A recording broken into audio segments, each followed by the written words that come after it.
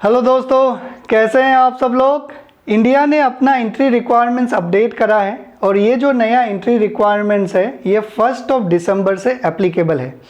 अगर आप इंडिया आ रहे हैं कोई सा भी कंट्री से तो ये नए एंट्री रिक्वायरमेंट्स को अच्छे से पढ़ लीजिएगा, क्योंकि 26 नवंबर को जब WHO ने ये अनाउंसमेंट करा था कि कोविड-19 का एक और नया वेरिएंट पाया गया है जिसको उन्होंने नाम दिया ओमिक्रॉन का, तब से मोस्टली हर एक कंट्री ने अपने अपने एंट्री रिक्वायरमेंट्स अपडेट करे हैं उन लोगों के लिए, उन कंट्रीज़ के लिए जहां पे ये न्यू वेरिएंट ओमिक्रॉन पाया गया है और ये न्यू वेरिएंट से लोग इन्फेक्टेड हुए हैं।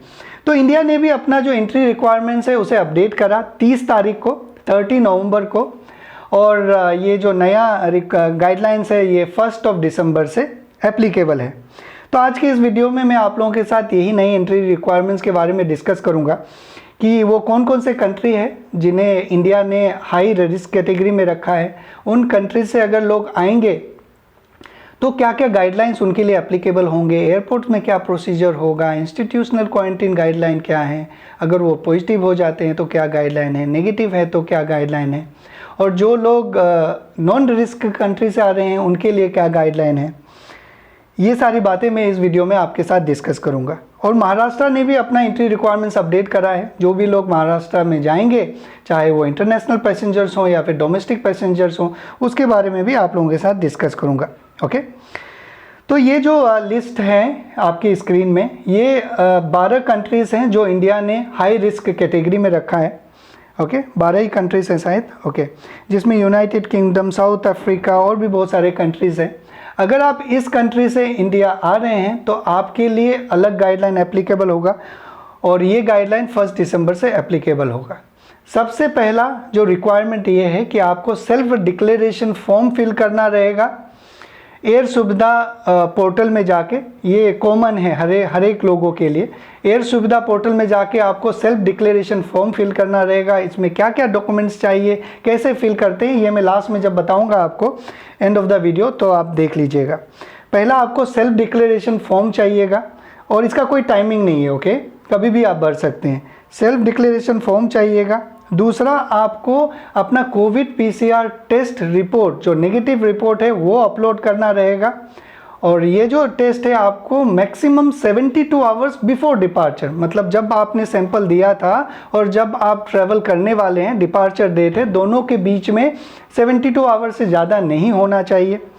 ओके, और तीसरा, आपको जब आप इंडिया आएंगे एयरपोर्ट में तो आपको on arrival COVID PCR test भी होगा और जब तक आपका टेस्ट रिजल्ट नहीं आ जाता है तब तक आप एयरपोर्ट से बाहर नहीं जा पाएंगे। ओके, ये गाइडलाइन उन लोगों के लिए है जो हाई रिस्क कंट्री से आ रहे हैं। जो मैंने आपको लिस्ट दिखाया था उस कंट्री से आ रहे हैं तो उन लोगों के लिए है। आपने जो कोविड PCR का टेस्ट करवाया था एयरपोर्ट में, आपका अगर रिपोर्ट नेगेटिव आता है तो आपको 7 दिन होम क्वारंटीन करना पड़ेगा। आप जहाँ कहीं भी रुक रहे हैं, होटल्स में, होम में, वहाँ पे आपको 7 दिन होम क्वारंटीन करना पड़ेगा और 8वां दिन आपको फिर से कोविड PCR का टेस्ट करवाना पड़ेगा। अगर आप नेगेटिव आते हैं तो आपका ये क्वारंटीन पीरियड ख़त्म हो जाएगा। अब वो लोग जिनका एयरपोर्ट में टेस्ट हुआ था और उनका जो रिपोर्ट है पॉजिटिव आया, कोविड पॉजिटिव आए, उनको अस्पताल में भेज दिया जाएगा। जो उनके ग्राउंड रूल्स हैं उस हिसाब से उनका ट्रीटमेंट होगा।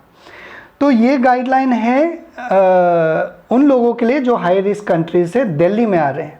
लेकिन जो महाराष्ट्र में आ रहे हैं, मुंबई में मान लीजिए अगर लैंड कर रहे हैं, तो उनको 7 दिन का इंस्टीट्यूशनल क्वारंटीन करना ही करना है। लेकिन उनको दूसरा दिन, 5वां दिन और 7वां दिन कोविड PCR का टेस्ट भी करवाना है। ओके, तो ये था हाई रिस्क कंट्री के लिए। अब बात करते हैं उन कंट्रीज़ के लिए जो हाई रिस्क कैटेगरी में नहीं है। उन लोगों के लिए, अगर मान लीजिए मैं सऊदी अरेबिया से इंडिया जा रहा हूं, तो उन लोगों के लिए सऊदी से इंडिया जाने से पहले उनको कोविड PCR टेस्ट करवाना है मैक्सिमम 72 आवर्स बिफोर डिपार्चर। जब आपने सैंपल दिया और जब आपका फ़्लाइट है, दोनों के बीच में 72 आवर्स से ज़्यादा नहीं होना चाहिए। ओके, आपको कोविड PCR का टेस्ट करवाना है और सेल्फ डिक्लेरेशन फॉर्म फिल करना है एयर सुविधा पोर्टल पे। ये तो पुराना ही गाइडलाइंस है बट अभी भी एप्लीकेबल है। आपको कोविड PCR का टेस्ट करवाना है, एयर सुविधा पोर्टल पे आपको रजिस्ट्रेशन करना है। ओके, और ये एयर सुविधा पोर्टल में रजिस्ट्रेशन का कोई टाइमिंग नहीं है, कभी भी फ्लाइट बोर्डिंग से पहले आप कर सकते हैं। सेल्फ डिक्लेरेशन फॉर्म फिल कर लीजिए, कोविड PCR टेस्ट कर लीजिए, और तीसरा आपको जब आप इंडिया में लैंड करेंगे इंडियन एयरपोर्ट में, वहाँ पे कोविड PCR का टेस्ट नहीं करवाना है। पहले क्या होता था कि कोविड PCR का टेस्ट सबके लिए मैंडेटरी था, लेकिन अब जब ये मैंने दिल्ली एयरपोर्ट का वेबसाइट देखा तो उसमें इन्होंने बताया कि नहीं करना है कोविड PCR टेस्ट जो लोग आ रहे हैं इंडिया। लेकिन उसमें ये भी बताया है कि 2% लोगों का रेंडमली टेस्ट होगा। ओके, ये 2% लोग आप भी हो सकते हैं, आप नहीं भी हो सकते हैं, कोई भी हो सकता है, तो ज़रूरी नहीं है कि आपका होगा ही होगा। तो on arrival COVID PCR test नहीं होगा उन लोगों के लिए जो नॉन रिस्क कंट्री से आ रहे हैं। जब आप एयरपोर्ट में आएंगे इसके बाद आप अपने घर चले जाइए, या तो आपको डोमेस्टिक ट्रैवल करना है, कोई ऑनवर्ड जर्नी करना है, तो आप सीधा ट्रैवल कर सकते हैं।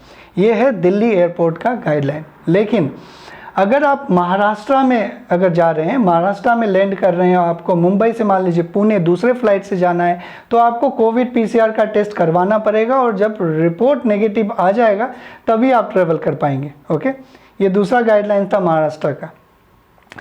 तो ये उन कंट्रीज़ के लोगों के लिए है जो नॉन रिस्क कंट्री से आ रहे हैं। और इसमें कोविड PCR जो टेस्ट है, जो आप सऊदी से मान लीजिए इंडिया जाने से पहले टेस्ट करवाएंगे, वो 5 साल से कम उम्र वाले जो बच्चे हैं, ट्रैवलर्स हैं, उनके लिए एग्जेम्प्टेड है। ओके, यहाँ पे भी नहीं करना है, और ऑन अराइवल तो ऐसे किसी को भी नहीं करना है, लेकिन अगर सैंपलिंग भी होगा तो उनका नहीं किया जाएगा। लेकिन अगर उनको कुछ कोविड जैसा सिम्टम है तो उनको टेस्ट आप करवा सकते हैं। ओके, अब मैं आपको बताता हूँ महाराष्ट्र का जो गाइडलाइंस है, तीसरा वाला। पहला तो मैंने आपको बता दिया कि उनका गाइडलाइन ये है पहला, कि जो भी इंटरनेशनल ट्रैवलर्स है अगर वो मुंबई में आते हैं, महाराष्ट्र में आते हैं, लैंड करते हैं, तो उनको 7 दिन इंस्टीट्यूशनल क्वारंटीन करना है। और दूसरा, 5वां और 7वां दिन उनको कोविड PCR का टेस्ट करवाना है। ओके, दूसरा, चौथा और 7वां, मैंने आपको पहले 5वां बोला था, वो गलत था। 2nd day, 4th day and 7th day उनको कोविड PCR का टेस्ट करवाना है, और 7th डे अगर उनका रिजल्ट अगर नेगेटिव आता है तो उनका इंस्टीट्यूशनल क्वारंटीन ख़त्म हो जाएगा। और दूसरा अपडेट ये था महाराष्ट्र का एंट्री रिक्वायरमेंट्स के लिए, कि अगर आप महाराष्ट्र में अगर लैंड कर रहे हैं और आपका कोई कनेक्टिंग फ़्लाइट है डोमेस्टिक, तो आपको वो फ्लाइट में तभी चढ़ने दिया जाएगा, बैठने दिया जाएगा जब आप कोविड PCR का टेस्ट करवाएंगे और रिपोर्ट आपका नेगेटिव आएगा। और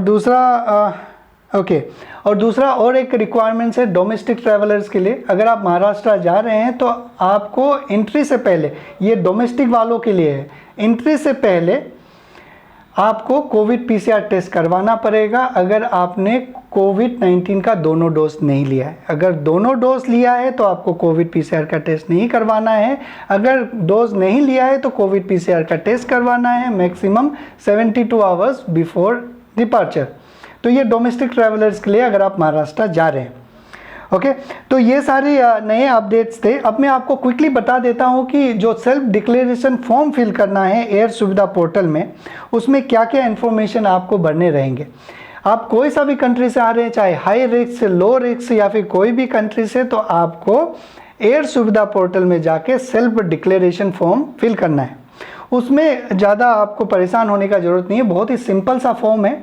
फॉर्म फिलअप करने से पहले अपना पासपोर्ट का कॉपी स्कैन करके रख लीजिएगा, जो मैक्सिमम 1 MB होना चाहिए, 1 MB से ज़्यादा नहीं होना चाहिए। आपका जो कोविड PCR का टेस्ट रिपोर्ट है उसको स्कैन करके रख लीजिएगा, मैक्सिमम 1 KB होना चाहिए, उससे ज़्यादा नहीं होना चाहिए। तीसरा, आपका वैक्सीन सर्टिफिकेट, अगर आपने वैक्सीन लिया है तो वैक्सीन सर्टिफिकेट, ज़रूरी नहीं है, लेकिन आप वैक्सीन लिया है तो उसका सर्टिफिकेट को स्कैन करके अपने पास रख लीजिएगा। ये 3 डॉक्यूमेंट्स आपके पास हैं स्कैन वाला। इसके बाद वो जो लिंक है एयर सुविधा पोर्टल का, मैं डिस्क्रिप्शन में भी दे दूंगा, उसको क्लिक करके आप वेबसाइट में जाइए। वहाँ पे जो भी अपने पर्सनल डिटेल्स हैं वो फिलअप कीजिए, जैसे कि आपका नाम, date of birth, gender, flight का जो फ्लाइट में जा रहे हैं उसका PNR नंबर, सीट नंबर, आपका क्या नेशनलिटी है वो, और अपना पासपोर्ट कॉपी अपलोड कर लीजिए। और date of arrival, country of arrival, ये सारे इन्फॉर्मेशन आपके पास होंगे। ओके, अब जब आप मान लीजिए इंडिया से अगर आप कहीं दूसरे, दिल्ली से आप कहीं दूसरे जगह जा रहे हैं, कोई एक्स जगह में जा रहे हैं आप, तो आपको वो जगह का डिटेल नहीं भरना है, जहाँ पे फर्स्ट पॉइंट ऑफ आपका अराइवल है उसका भर सकते हैं। इसके बाद अपना वैक्सीन सर्टिफिकेट आप अपलोड कर सकते हैं, लेकिन ध्यान दीजिएगा वैक्सीन सर्टिफिकेट ज़रूरी नहीं है। अगर आपने वैक्सीन नहीं लिया है तो कोई घबराने वाली बात नहीं है। उसमें जहाँ जहाँ स्टार लिखा हुआ है वो मैंडेटरी फील्ड है, वो सारे डिटेल्स आप भर लीजिए यहाँ पे। और अपना आपको एड्रेस भरना है, कहाँ पे आप जा रहे हैं, अपना मोबाइल नंबर और ईमेल आईडी। ईमेल आईडी बहुत आसानी से अच्छे से भरिएगा, गलत मत भरिए, क्योंकि आप जब इसको सबमिट करेंगे तो आपको जो फॉर्म फिल्ड वाला फॉर्म है वो ईमेल में ही आएगा।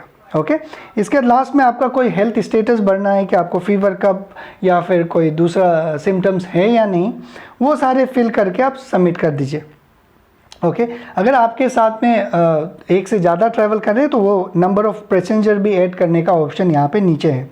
3 ऑप्शन है, तीनों में क्लिक करके सबमिट कर दीजिए तो आपको सबमिट हो जाएगा। और जब आप सबमिट कर देंगे तो ईमेल जो आईडी आपने दिया है उसमें एक ईमेल आ जाएगा, उसका प्रिंट आउट ले लीजिएगा, वो आपका सेल्फ डिक्लेरेशन फॉर्म है। जब आप इंडिया जाएंगे तो आपको शायद ये फॉर्म पूछा जाएगा या फिर बोर्डिंग काउंटर में पूछा जाएगा, जहाँ पे भी पूछा जाएगा आप अपना ये फॉर्म दिखा दीजिएगा।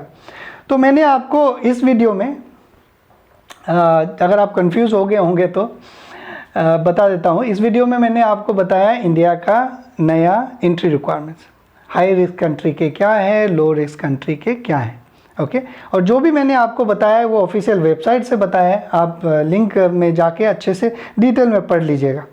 अब नेक्स्ट वीडियो में मैं सोच रहा हूँ आप लोगों के साथ ओमिक्रॉन जो नया वेरिएंट है कोविड-19 का, उसके बारे में बताऊँ, क्योंकि अभी तक ये ओमिक्रॉन के बारे में बहुत सारे कंक्लूजन्स आ चुके हैं। लेकिन मैं आज सुबह WHO का वेबसाइट पढ़ रहा था, अपडेटेड इन्फॉर्मेशन कि क्या प्रोग्रेस है ओमिक्रॉन के बारे में, तो उन्होंने यही बताया है कि अभी तक कोई कंफर्म अपडेट नहीं है, रिसर्च अभी चल रहा है, स्टडीज़ अभी चल रहे हैं। तो उसमें जो उन्होंने अपडेट दिया है ओमिक्रॉन के बारे में वो मैं आप लोगों के साथ शेयर करूँगा। तो आज के लिए बस इतना ही, तब तक आप लोग अपना ख्याल रखिए। वायरस चाहे जो भी हो, ओमिक्रॉन हो, कोविड हो, बस एक ही चीज़ किया जा सकता है, अपना ख्याल रखा जा सकता है। Thank you very much, bye bye.